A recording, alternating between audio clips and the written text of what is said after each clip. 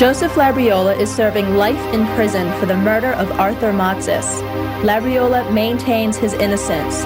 He says he is the victim of a trial tainted by bad evidence and unreliable witnesses and prejudiced by the Vietnam War.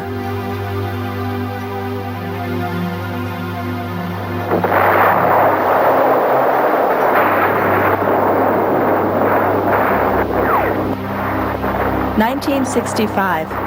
America was sending her sons into war to defend the rights of a country halfway around the world in the name of democracy. Joseph Labriola signed up to do his duty, to make his country proud. He enlisted in the United States Marine Corps and was sent to Vietnam to fight communism. You have to remember, I was part of the 1st Battalion, 1st Marines. We landed in Vietnam on August the 27th, 1965. Up until then, many people didn't even know that there was a war going on in Vietnam. And in point of fact, we were the very first ones to make a helicopter assault landing. So I was the first one there, one of the very first ones there, and one of the very first ones home. And when Joe Labriola did come home from the war, he returned a hero. Joe Labriola is a bona fide, honest-to-goodness, without any doubt, American hero of the Vietnam War. Joe went to Vietnam to do his job, and he did it well. And that's why I say that Joe is an American hero of the Vietnam War. He truly is. Joe's service in Vietnam was recognized by the Office of the President of the United States. This letter documents his bravery. I think the most important part that presents Joe's recognition from the Marine Corps for his service was that when he returned to the United States in '67, the Marine Corps chose Joe to go to recruiter school. Here I was, the youngest guy in the entire Marine Corps on recruiting duty, probably because I was decorated, and they just wanted to put me up front to show people, well, to attract younger people into joining the service. Joe was a Marine Corps recruiter in Brockton, Massachusetts. This is where he met his wife, Lynnette. I was 14 years old when we met, and he was recruiting sergeant for the Marines. He was recruiting my brother for the Marines. And he came to the house one day, and he became very, very close to my family. My mother was almost like a son to my mother, and we became good friends. And I was just crazy about him from the time I had met him, really. Everything seemed to be going great for Joe. He had survived a war, had been declared a hero by his government, and had met his future bride. One of the medals that Joe had earned in Vietnam is the Purple Heart. He had been wounded. He was shot in the leg. And he, like many other soldiers wounded in Vietnam, was not properly weaned off pain-killing narcotics. When released from the hospital, Joe turned to street drugs for self-medication. He became an addict. He fell in with a bad crowd, and eventually he got mixed up with Arthur Motsis. I knew the Motsis brothers. Didn't know them personally. I didn't associate with them. They weren't the kind of people that I was interested in associating with. They were not nice people. They were from the Mission Hill section of Boston. I grew up on what's now referred to as the backside of Mission Hill. When I was a kid, it was called Parker Hill. But I certainly knew the Motsis brothers, and I knew a lot of their associates and what they were involved in. They were not nice people. They were drug dealers. They were very dangerous people. They were known to be very dangerous people.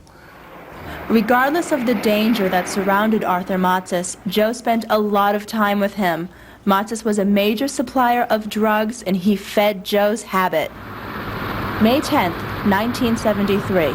Arthur Motsis needed a ride. It would be the last ride he would ever take. Arthur Motsis was shot dead. His body found with 11 bullet holes in an area much like this one, a wooden area off 128 in Dedham. Joe Labriola says that Arthur came here for, quote, the cocaine buy of a lifetime. And after Motsis left Joe's car, walked into the woods, covered by both the dark of night and a misting rain. And he was armed and he was alone. Joe then drove away, but he got lost. Somewhere on Route 128 trying to make it home to Dorchester, he got confused. He drove around for an hour, only stopping once at a Shell station. He asked an employee for directions. That employee was never found. And Joe has no alibi for for the time Arthur Motsis was murdered. A few days later, Joe was arrested for the murder, and when Joe was arrested, he was carrying over $5,000 in cash. It's my understanding that, using the terminology of the Boston Herald or the Boston Globe, a contract was placed on Arthur, and Arthur was killed.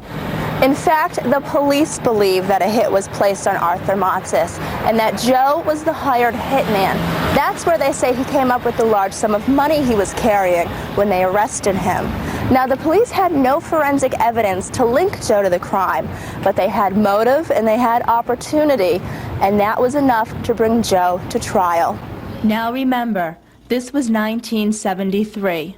The Vietnam War was viewed as a horrible mistake, and Vietnam veterans were loathed by much of society. Veterans were, or soldiers, returning soldiers, were treated very poorly at airports. If they were in uniform, they were chastised, ridiculed, even spat upon. Returning bodies at the military installations, the flag-draped coffins, were riddled with tomatoes and rotten vegetables, and even worse. The honor Joe should have received for his efforts during the war was now about to be used against him and possibly cause him to lose his own freedom forever. I saw the face of the jury when I took the stand, and I sat there, and the district attorney come up to me, and the very first question out of his mouth was, "Is it true, Mr. Labriola, that you were in Vietnam?" And bearing in mind, again, you have to take this in historical perspective, the year 1973. The war was not quite over yet. Prisoners of war had not, I don't think, came home yet. And when he said that to me, I said, well, yes, that's true. And then all of a sudden, he turned around, veins on his neck were bulging, and he screamed right in my face. I mean, his nose right up against my nose. And he said, isn't it also true, then, that you're used to killing people? You've killed lots of people, haven't you? And I mean, I looked at the faces of the jurors when he said that, and I'm telling you, I knew then that the trial was over. Joe was tried by a jury of his peers, found guilty of murder. He was sentenced to spend the rest of his natural life in prison without the possibility of parole. Society saw him as, if you will, a veteran in active military service with a lot of medals on his chest, and he had a bullseye on his back. A lot of returning Vietnam veterans had a bullseye on their back. If a crime was committed, well, gee, we got this guy Labriola with a chest full of medals, and he just came back from Vietnam, so we can make a presentation that Labriola must have been out of control and killed somebody. And they used that against him, as far as I'm concerned, because they asked him in court if he was in the Marines. What was he trained for? Wasn't he in fact trained to kill? You will not find any of these questions in the transcripts of the trial. The presiding judge scratched it from the record. He told the jury to disregard the questions, but for Labriola, it may have been too late. He said it was like throwing a skunk into the jury box and asking the jury to disregard the smell. The damage was already done. What we do find in the transcripts is a hostile Joe Labriola. He is angry and abrupt, and when questioned about the large sum of money he was carrying when he was arrested, he himself brings the Vietnam War into his trial. But when I interviewed Joe by phone, he gave quite a different explanation. Selling marijuana. That was where the money came from. The most damaging testimony against Labriola was given by Lieutenant Burgin of the state police.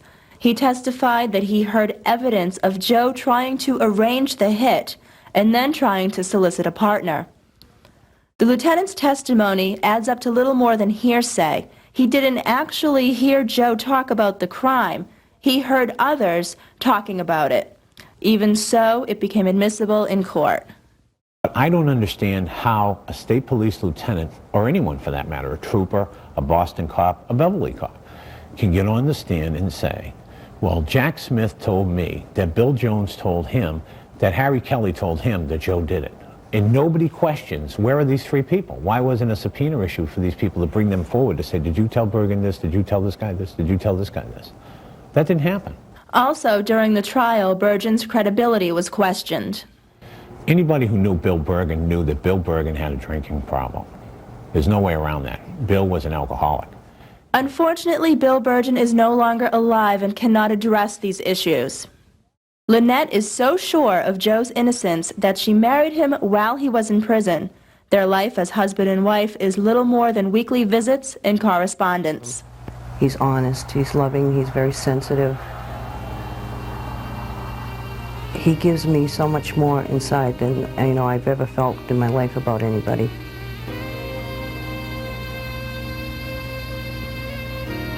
I start to cry, and I just want him to come home, that's all. I will still be waiting quietly and silently when all your dreams have melted like the snow outside my door. I will still be crying tears full of sorrow because you flew away with the black ice breeze of long ago nights, from these arms that were smaller than your big city dreams. I will still be waiting for this love you once denied and left behind to die, in days of seasons lost to time. I'll be here waiting, wondering, and remembering, living on hopes and promises, dressed in eyes of shiny green and rose lavender blushes. I'll be here waiting until you come home to me.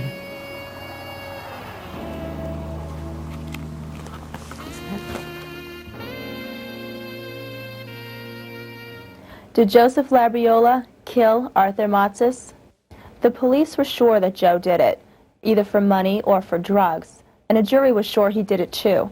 And that's why Joe Labriola has spent the past 24 years locked up behind bars, where he may remain for the rest of his life. Is he a killer or a victim?